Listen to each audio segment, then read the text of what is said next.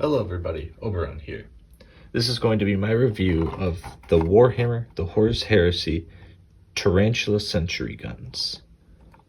This model kit comes with 2 miniatures.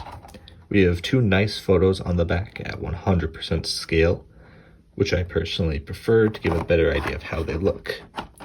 Taking a more in-depth look at the back of the box, we can see all the options the model kit comes from Volkite culverins, meltas, and las cannons. The rules of these, of course, will vary each edition, but it is very nice to see very highly detailed images because for many people who do not play the game, these are simply used for modeling purposes.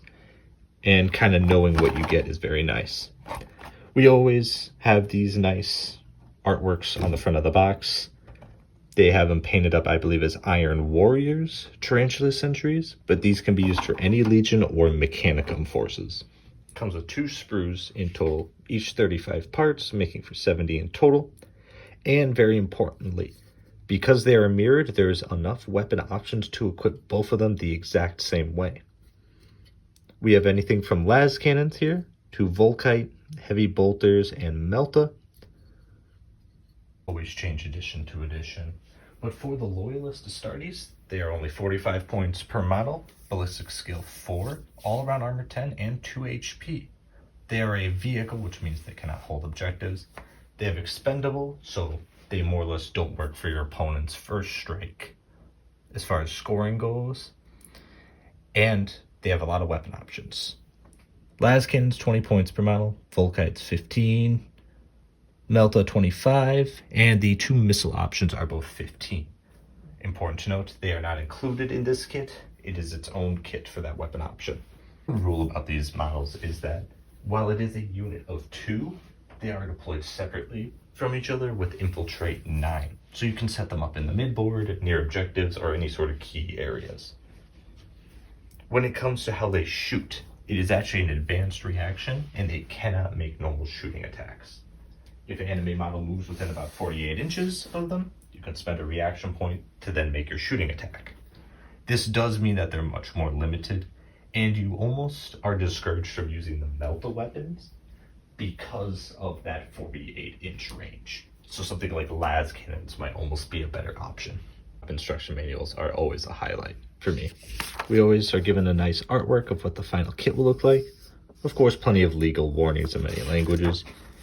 But the step-by-step guides are very easy to follow and very clearly highlight which weapon option is which and also how they go together. We also have instructions on the base and also how the options are mounted. Very importantly, the sort of peg and slot system used on this one means that you do not need to magnetize this model. So it gives you access to all the weapon options with considerably less work. No need for a hobby drill or taking out your magnets. And with all said and done, this is what the Tarantula battery looks like when it's all complete. You are given plenty of weapon options. One of the best parts of the kit, I would say. We have heavy bolters and las cannons for an example here. And for just a quick little size comparison, we have a Mark II Marine and a Marine in Cataphracti plate. So we can see that, well, it's got a larger footprint than most Marines. It's a pretty small model in all truth, which brings me to my biggest complaint. These models are terrible points per dollar. It's just going to be how the unit is, no matter what. It's just a bad value for the amount of money you spend. But it is very good to have that slot filler type of unit. Because if you have 50 points left on a list, you can get 2 of these with heavy bolters. Easy. Which means I don't really understand the las cannons, because you're paying 20 points for them. It's just too much. It defeats the whole point of a slot filler. At that point, you could get something that matters, maybe a Master of Signals, Vigilator, or just something else. Remember, a tactical Marine squad with a Nuncio box is only what, like 120 points or so, depending on sergeant upgrades. And these with las cannons is going to be closer to 70. There's just no reason to. Overall, I would say if you need a slot filler, or if you have two armies like me of Mechanicum and Archangels, then yes, they are a good. Now these models definitely do have use outside of the Horus Heresy, primarily either as objective markers for Kill Team or just generic scenic props for Warhammer 40k. They're generic enough that they're not locked to Heresy.